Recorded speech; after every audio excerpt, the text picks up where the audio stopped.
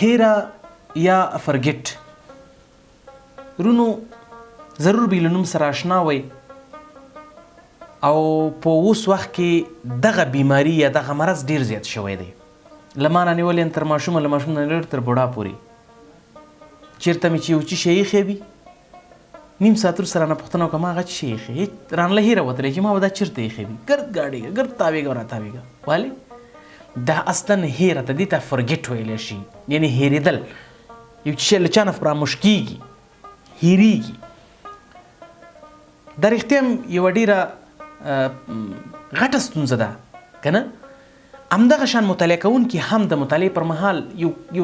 یو پاراګراف ولولي د کتاب یو برخه ولولي وروسته نه له هیره وتلي چې ما څه شی ولوسته ورونو دغه هیره نه د هیره دوه ډوله موږ هیره لرو یو اوږدمهاله هیره لرو یو لنډمهاله هیره لرو صحیح ده چې دا دواړه د دوو ستونزو له امله رامنځته کېږي یوه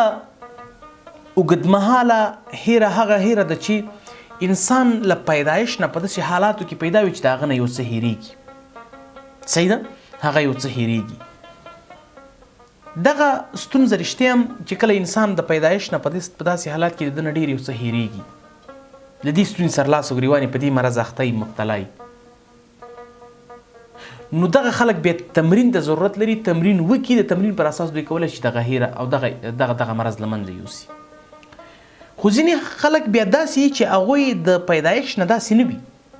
مګر همدا هیره ورسره را پیدا شوي هېرېږي د نه یو څه لکه دا نو بیا لنډمهاله هیره ده دا په داسې حال کې ده چې ځینې وخت کې یو چا ټکر کړی ذهن ته ضربه رسېدلي د ده نه یو څه ډېر زر هېرېږي یا ځینې وخت کې خلکو باندې فشار ډېر زیات وي ذهني فشار ډېر زیات وي که نه د ده نه ډېر شیان هېرېږي دا نو بیا لنډمهاله هغه هیره ده او دا هیرېدل ډېر په اسانۍ سره بېرته کور کېږي ولې ځکه چې دغه بېرته دغه ذهنونه او ډپریچر یو هر څه له هیره وباسه د ذهن تداوي وکړه بېرته جوړېږي او بېرته د هغه خپل حالات ځای ته راځي نو کله چې ورونو تاسې غواړئ چې د مطالعې پر مهال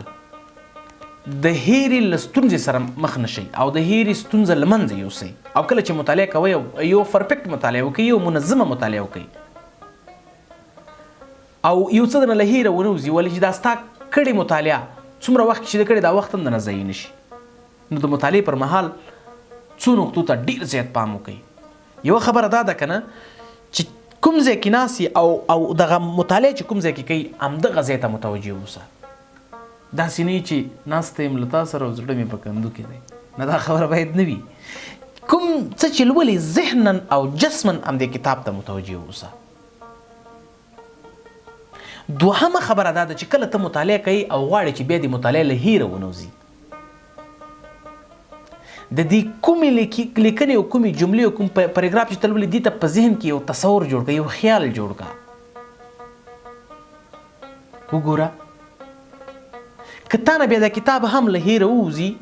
که په هغه کلي کې یو تصور یو څوک ته په کلي کې تصور وګرځي کلي کې هغه کس یاد کړي ته له موضوع یادېږي نو کوشش وکړئ چې ذهن کې دا کله چې تاسې مطالعه کوئ د مطالعې لپاره یو تصور یو فکر جوړ کړئ دا به تر ټولو بیسټ خبره دا تر ټولو ښه معیار دی او دریمه خبره دا ده کوشش وکړئ چې دغه سترګې غوږونه ذهن او خوله په مطالعه باندې څنګه وکړئ مصروف وساتئ غوږونو ته دا موقع مه ورکوه چې بل شی واوري سترګو ته دا موقع مه ورکوه چې د کتاب سره تر څنګ بل شی وویني خولې ته دا موقع مه ورکوه چې د جملې سره بل شی درته ووایي نه درې واړه په منظم ډول او ذهن دې تیار کړه چې زه څه لولم په څه شي مې سترګې لګي هغه باید لوار سره ځان ته سیف کړي ذهن داسې عیار کړه داسې نه چې خوا کې ورسره بله موضوع او مطالعه کې پاتې ته په دې بله موضوع کې مصروف وي نه نو کله چې دا درې کاره تاسې وکړئ ستاسې بله واره سره هغه څه چې تاسې له هیره وځي هغه به بېرته انشاءالله کور کېږي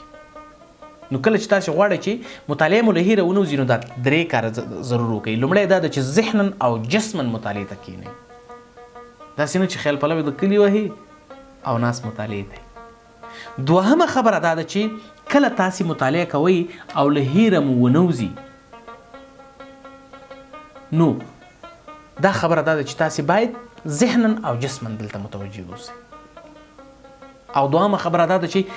دغه جملو دپاره یو تصور جوړ کړئ، یو خیال جوړ کړئ، یو فکر جوړ کړئ.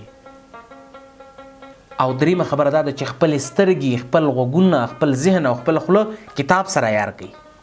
بیا د مطالعې پرمختګ مو وګورئ چې تاسې په خپل ځان کې څومره پرمختګ کوئ. آیا بیا به مو کتاب هیریږي؟ هیڅ کله نه به مو هیریږي، ولې هر یو شی رول لري، ریګولیشن لري نه. نو کتاب لوستل، کتاب مطالعه کول خپل قوانین، خپل اصول لري. د هماغه قوانینو پر اساس تاسې کولی شئ چې یو ښه او تر ټولو ښه سټډي کوونکی، یو ښه مطالعه کوونکی واوسي. دا به مو دغه اصول، دغه قوانین به مو تاسې د هیرې له ستونزې نه په امان کې کړي. باوري یم